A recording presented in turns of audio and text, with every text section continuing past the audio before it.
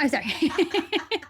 Testing your patience. Patience is often seen as an action. We are patient with people or we are waiting. But I think that if we think about patience as being just the absence of impatience, we kind of miss what it is to really experience it as a state. Not only is it like a really undervalued skill in the backdrop of busyness and chasing and the rushedness in our everyday life, A lot of problems are linked to being impatient. And when I first started writing notes on this was in the Christmas period, and I went shopping and it was really busy traffic. Just within like the space of maybe like a minute and a half, 3 people on the road making like really questionable, risky decisions, because in that moment they were really impatient and really reactive. It's quite curious just to watch that, how just, a little bit of inconvenience, a little bit of traffic can really bring up this impatience in us. When we describe something testing our patience,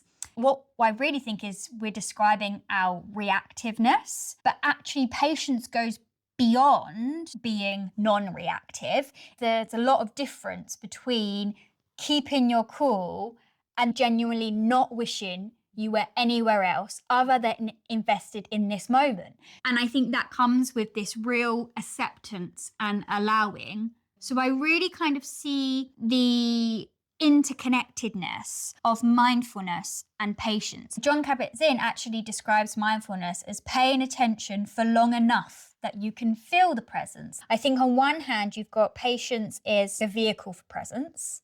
And then on the other hand, I think that presence is like the true experience of patience that goes past just waiting or not being reactive. How can we look at patience in this way? How can we experience it more in this way? And how does that really improve the quality of our lives? The first thing we've got to remember is impatience is a feeling.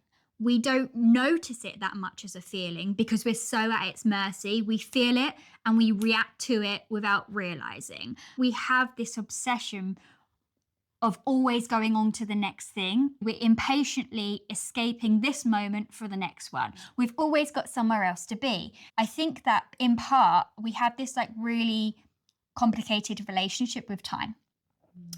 And we're very fixated on not wasting our time, which is ironic because I think we end up wasting our time wishing we were somewhere else and not really accepting that all we have is this moment. This is the moment that we're in. Our relationship with time can feel very tight. We have to create openness and space to balance that out. And for me, that's what patience is in action. It's this creation of space in between your life that changes your relationship with time and creates that openness. Let's wait for this disturbance. We're just finishing something off. Could you be patient with us, please? Creating space. That can feel like a really unreachable thing. However, really, we just start with pausing. Patience starts with pausing. We want to wait to let things sink in. This is exactly how we practice that non-reactiveness, because once you create that little bit of space to stop and notice and to feel what you feel, then you regain this control from your reactions and you now have more choice in how you respond. I think the other part that kind of sits behind patience as well, we need this validation to escape the feeling of doubt. We want to feel better quickly, or we need an answer now. We need to have this now. So then we focus on really short-term results, but because they're short-term results, they tend to just confirm what we feel anyway. So it's kind of like this cycle and you end up giving up with things. We often see this with how we reach out to gain information or go on social media. We love quick fixes. We love pieces of information that give us inspiration and answers, instead of just sitting with the uncertainty and getting comfortable with the uncertainty. We get kind of trapped in that short-term way of thinking because we're not really feeling our self-doubt in that moment. So again, with that space that you create by pausing, you can notice that need for validation is also a feeling. And when you notice it, you realize you don't have to be so overwhelmed by it. So you end up kind of breaking this cycle. What I think happens is patience can translate to perseverance over time, because if you continually observe how you feel, you see how things work over a longer period of time, and it enables you to think more strategically and think more long term. So I think it has incredible value, not just for our reactions in the moment, but also whatever we're trying to progress with. It's in this space we experience things that we often miss when we have this habit of escaping for the next moment.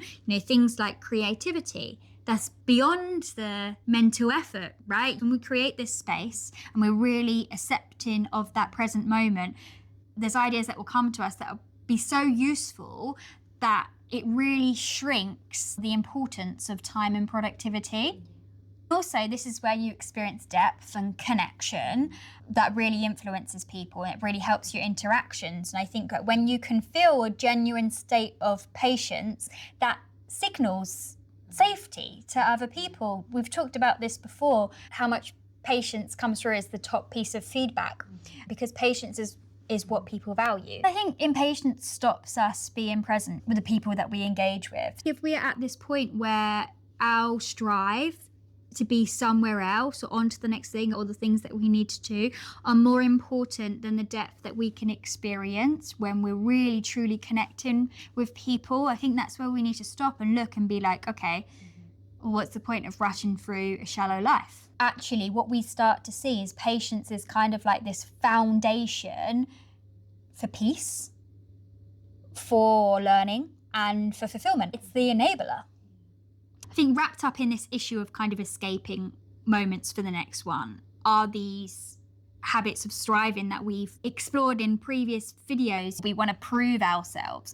And of course, these are very natural things to want. But in a way, we can be quite self-defeating when we over-focus on performance. So like you say, I think that there is not just value in being patient with the circumstances that we face, but there is so much value in really finding true patience with ourselves. Stress is a massive issue in our modern day. We could speak about this for hours. A lot of our stress comes from the standards that we set on ourselves and our inability to just recognize and meet our own needs.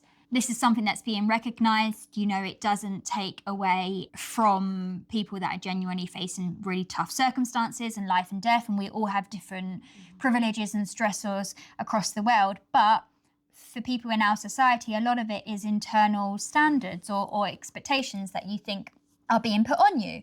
I think those issues run really deep. So we have this awareness of how important it is to take breaks, to be compassionate with ourselves. But I don't think that just because you want to be compassionate with yourself, that you actually switch off. So I think in a way, patience has to come first. Patience enables compassion. Compassion is like giving yourself the break, but patience is what allows you to really step in. It's that part that says, I am genuinely fine with not trying to take control of this right now, or not working anymore today. I can just let go right now. I don't have a need to strive. And I think without patience, we don't prioritize in a way that reflects our priorities. Stress is something that makes us really want to rush and get things done. So we're always thinking, how can I get rid of this? How can I get this off my plate? Because we're dreaming about getting everything done and getting into this state where we're so relaxed and we have nothing else to worry about. However, there's always more things that come on your plate, right? I know a lot of people say this, I can't just, get up and have these things on my list. I've got to get on with them straight away. But if we continue to do that, we do those things first, we prioritize them, we leave little time left for the things that give us real depth and fulfillment. And then we get into this habit where our time is continually filled, prioritizing the things that we didn't really want to prioritize. So I think patience has this kind of element of honesty for you to be like, do I really need to do this now? Stress can really convince you. Like in my experience and still now, I can get very convinced that this is more urgent than it is. Patience is also what gets us comfortable with just having stuff in our lives that we don't really want to do and we're going to have to come to. But it enables us to be like, I'm going to immerse myself in something that I enjoy first rather than continually sacrifice these things. And then I'm going to come on to the other things later. I think without patience, we lose that piece of stress management. I can also see how patience is embedded in calm, the bodily state that we train through our meditation. We've talked about calm before being like this antidote to stress. Stress is the thing that makes us really want to rush. Calm has this kind of element of patience anyway. We can circle back to the fact that these are states. Patience, presence, calm, they're states. You're not really able to just step in them by choice. You have to practice them. Meditation is what cultivates these states, along with cultivating focus and motivation. And ironically, it's those things that ultimately really support performance. So you end up often achieving a lot of the things that you were trying to achieve in the first place. Most people give up on their meditation practice because nothing happens. You need to take the approach to practice, but it's practice that's then going to strengthen the attitude through the training. You've got to take that step first and try to apply the patience in order to become more patient through practice. Progress doesn't come from you eventually waking up and being like, oh, I want to do this. With most things in life, it comes from you coming back despite feeling that you don't want to do it. And that's essentially the essence of mindfulness. It's the coming back. So mindfulness isn't about this awareness all the time, but it's a noticing your lack of awareness. So staying anyway is actually the practice. It's not what happens. If we can stay with the judgment of our experience, with the boredom, with the irritability, and we can wait for that to pass, I think that patience is what is left. And then things kind of completely open up. If you meditate over time, it's sort of like hard codes to your default. So you're not just experience these kind of states of patience during your practice, but it's also starting to flow into life. If you can sit for 20 minutes every day, waiting for something to happen, but becoming completely okay if it doesn't happen, how do you think that's going to change your approach to life?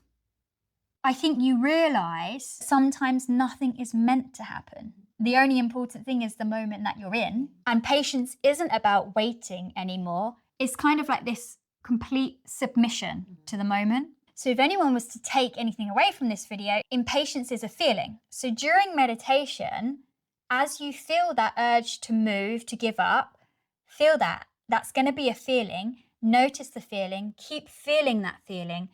Don't suppress it.